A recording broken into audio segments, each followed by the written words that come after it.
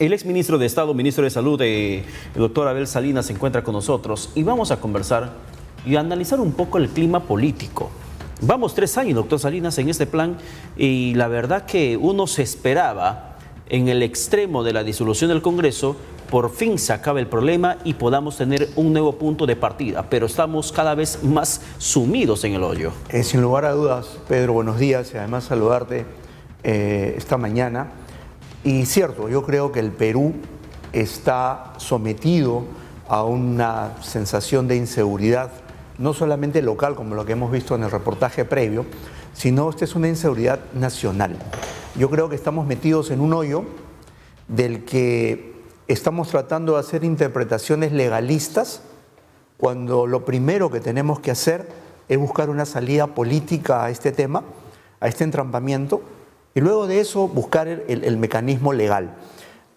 Cuando queremos hacerlo al revés, por ejemplo, cuando escuchamos al ministro Ceballos, ahora primer ministro, decir que la renuncia de la vicepresidenta no es válida. Porque lo echen tú un Congreso disuelto.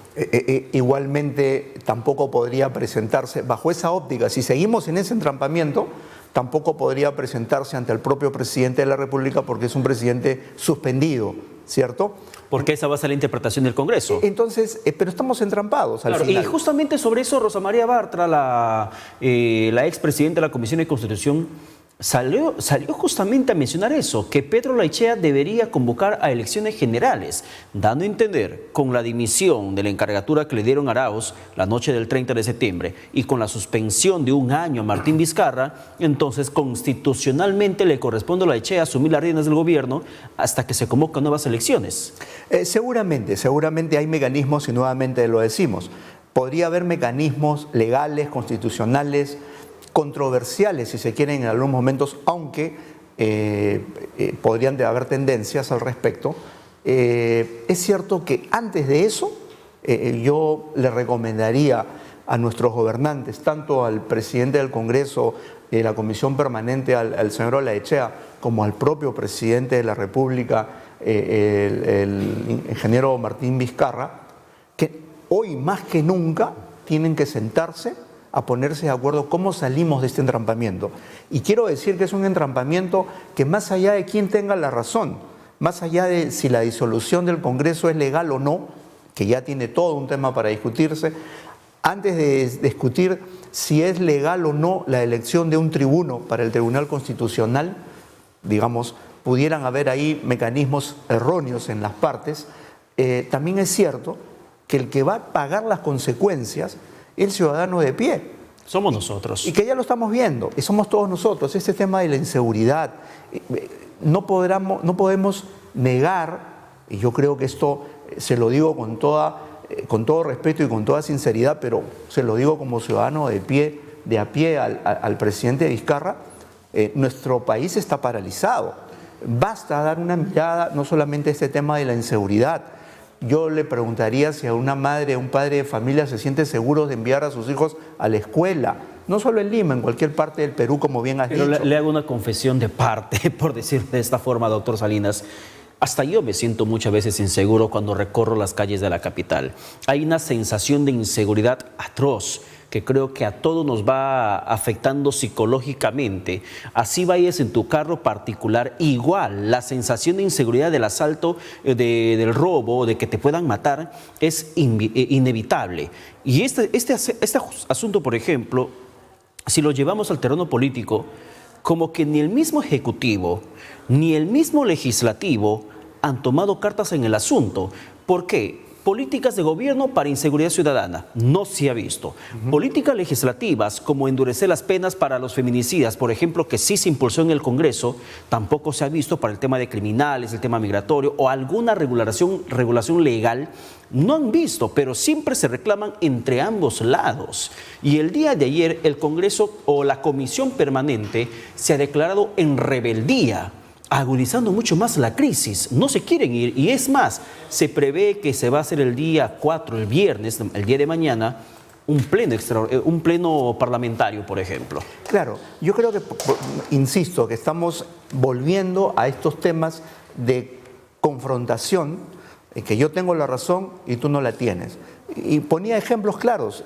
Por ejemplo, ¿cómo es posible que el premier ahora, el doctor Ceballos, el ministro Ceballos, diga pues que la renuncia de la vicepresidenta no es válida? Lo único que está haciendo, como decimos en el argot y la población nos entiende, es echarle simplemente más leña a la hoguera. ¿Es un capricho de hacerle la contra al Congreso? Y es un capricho de las partes, yo creo. Entonces, esto nos obliga, y nosotros lo que pedimos como ciudadanos es que se llegue a un acuerdo ya.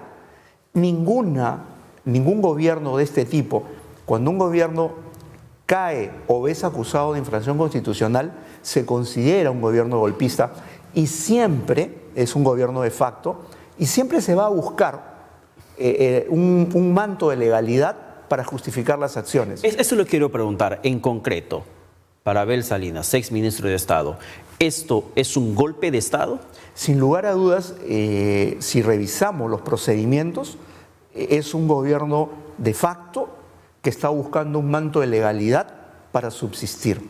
Pero y eso, más allá de esa discusión que seguramente los constitucionalistas lo hacen, y que la historia, ya tenemos experiencia, y me ha tocado vivirlo, ya tenemos experiencia de lo que pasa más temprano que tarde respecto a quienes toman estas decisiones de las partes, que no solamente es el presidente de la República, también son los legisladores, también son los ministros que acuerdan o continúan esta labor, también van a estar inmersos en un tema que ¿es eso lo que queremos para ellos? Pero, por ejemplo, cuando se hace una comparación de golpe de Estado, siempre se hace una referencia entre Alberto Fujimori y Martín Vizcarra, aunque en Fuerza Popular han preferido retroceder más atrás, al tiempo de Velasco y de Odría, y saltarse lo de Alberto Fujimori. Tanto así que tú vino mencionando que es muy diferente lo de Alberto Fujimori en el año 92. Se hace siempre la comparación de los tanques en el Congreso y las instituciones como Poder Judicial, Ministerio Público, incluso medios de comunicación, que en el momento del golpe de 5 de abril del 92 estaban copados con presencia militar y policial, y los medios de comunicación controlados y tomados por el gobierno. Y ese panorama, y con toque de queda incluido, yo recuerdo en esos tiempos, tú no podías salir más allá de las 9 de la noche. Había un toque de queda general. Y esa situación, por ejemplo, muchos dicen, pero eso no se da en estos momentos y por lo tanto, de Martín Vizcarra no es un golpe de Estado. Sí, desde luego que más allá de que es cierto que son situaciones diferentes, hasta por la sola presencia del terrorismo, que ya nos llevaba a tener toques de queda, etcétera, las sociedades y el mundo democrático va cambiando en las formas. Hace algunos, si nosotros nos vamos, por ejemplo, a revisar cómo eran las guerras antes, duraban 3, 4, 5 años, las guerras mundiales. Ahora no, ahora son cuestión de días o semanas, dada la tecnología y se acaba todo. En consecuencia, no podemos comparar si es que había o no había tanques, si había o no había toma de poderes. Hay muchas formas de tomarlos. El hecho que Martín Vizcarra, el presidente Martín Vizcarra, en funciones en estos momentos, haya finalmente decidido convocar a unas elecciones parlamentarias para completar el periodo, ¿no le da un visto de constitucionalidad? Es lo que decíamos al principio. Todos los gobiernos de facto, sin excepción, así miremos a los gobiernos de Evo Morales, en Venezuela de Chávez, de Maduro, etcétera, todos siempre tratan de tener un manto de legalidad para tratar de justificarse. Pero las consecuencias finalmente no son las mejores para un país, y eso es lo que nosotros creemos que debemos repensar. Si vamos a un hecho práctico de solamente convocar a elecciones del Congreso por 1 año y meses, yo sospecho, casi tengo la certeza, que habrá muy pocas personas, muy pocas, que con una vocación verdadera de servicio se presenten. Es verdad. Pueden haber excepciones, sin lugar a dudas, pero eso no va a ser el común denominador. Y por otro lado, si ya hemos llegado a este punto, creo que una alternativa que inclusive estaba, y creo que está en la mente del propio presidente Vizcarra, y nos los hacía saber, decía, me pregunta al pueblo, me pregunta a la población, es más, él propuso un adelanto de elecciones que por la vía del adelanto constitucional parecía no ser viable, sería mucho más viable a través de la renuncia. En consecuencia, yo creo que si ya, y por eso es que hay que sentarse a conversar, tanto el Congreso que ha sido disuelto o en la comisión permanente, el presidente del Congreso de la comisión, el señor Olaechea, y el presidente Vizcarra, deberían sentarse a ponerse de acuerdo. ¿Y por qué no? Un adelanto de elecciones generales, definitivamente, no solamente desde el punto de vista de gasto. ¿Cómo podría suceder un adelanto de elecciones generales? Usted nos acaba de recordar el tema del adelanto de elecciones que había planteado el jefe de Estado el 28 de julio en su último mensaje a la Nación. Si la Comisión de Constitución lo mandó al archivo y además había hasta pervertido el sistema de debate en la Comisión de Constitución para archivarlo en tiempo express sin siquiera esperar el pronunciamiento de la Comisión de Venecia, que hemos terminado haciendo un papelón internacional. Convocamos una comisión de altísimo nivel para que nos escuche, que es la representación popular del Parlamento, para que nos escuchen las posiciones, Parlamento y Ejecutivo, y no esperan ni siquiera el pronunciamiento y archivan el proyecto de ley de esa reforma constitucional. No eres el momento para hacerlo, porque ahora, por ejemplo, hipotéticamente, que renuncie Martín Vizcarra, Olaechea convocaría a elecciones, lo haría, y además, porque por otra parte, Olaechea dice el día de ayer que renuncie Martín Vizcarra y renunciamos todos. Pero el cargo de congresista es irrenunciable. ¿Cómo se podría poner esa figura constitucional de la renuncia parlamentaria o con la renuncia de ellos como comisión permanente si es irrenunciable durante el periodo que no existe un parlamento hasta que hay otro que lo ocupe? Yo insisto que lo primero que tenemos que tener es el acuerdo de lo que queremos para el Perú, qué es lo que consideramos responsablemente mejor para nuestro país, para el ciudadano, para los que sufrimos todo este tema de la inseguridad, los temas de los servicios de salud, los temas educativos, etcétera, tema del trabajo, etcétera. Y después de eso podemos buscar una alternativa legal. ¿Cuál podría ser? Porque, por ejemplo, usted es ministro de Estado, ¿cuál podría ser una alternativa para salir de la crisis? Si bien es cierto, no me compete analizar el tema de lo que, porque además es un tema pasado de lo que hizo la Comisión de Constitución de archivar un proyecto que parecía ser inconstitucional por reforma constitucional. Es cierto que la sola renuncia del presidente de la República obliga a que asuma la vicepresidenta, que ya renunció. En consecuencia, tendría que asumir el presidente del Congreso y convocar a elecciones, no renunciar. El presidente del Congreso probablemente no tenga que renunciar, sino convocar de inmediato a elecciones generales, como ya ocurrió en épocas pasadas, mediante un acuerdo. Aquí lo que tiene que prevalecer es un acuerdo de las partes, pensando en el ciudadano. No se trata de interponer, y por eso yo le ruego de esta forma al ministro Ceballos que trate de abstenerse en algunas opiniones adelantadas que no conllevan a mesura sobre el tema. Mucha más mesura. Que no la tenemos, no la vemos. En ninguna de las partes, pero me parece que con los comentarios no termina sino agravando. Yo no lo conozco al ministro Ceballos, pero de verdad que no abona a una solución del país. Yo se lo digo con todo respeto, pero con mucha sinceridad.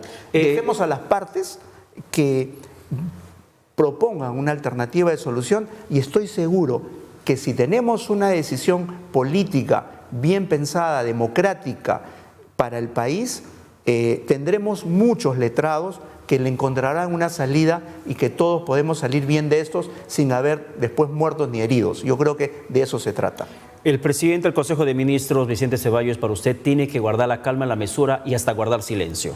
¿Pero le hace bien a esta situación el silencio absoluto que ha guardado el presidente Vizcarra? Bueno, yo creo que en estas condiciones probablemente ha sido mejor mantenerse calmado, en silencio, pero ya toca reunirse. Y yo creo que es la iniciativa. Y yo, más allá de enviar más cartas al presidente del Congreso, al señor Olaechea, yo le diría, busque el acercamiento inmediato con el presidente, y el presidente de la República debería aceptar ese requerimiento y sentarse. A lo mejor en la primera reunión no llegamos a un acuerdo, lo hacemos en las siguientes horas o días y podremos tener una alternativa, y eso es lo que el Perú reclama. Bien, doctor Salinas, muchísimas gracias por estar con nosotros. Un placer, Pedro, y muchos éxitos. Muchísimas aquí en gracias. esta casa. Por supuesto, siempre estamos en la brega, en la lucha periodística para llevar la información a la gente. Gracias por estar con nosotros. Éxitos.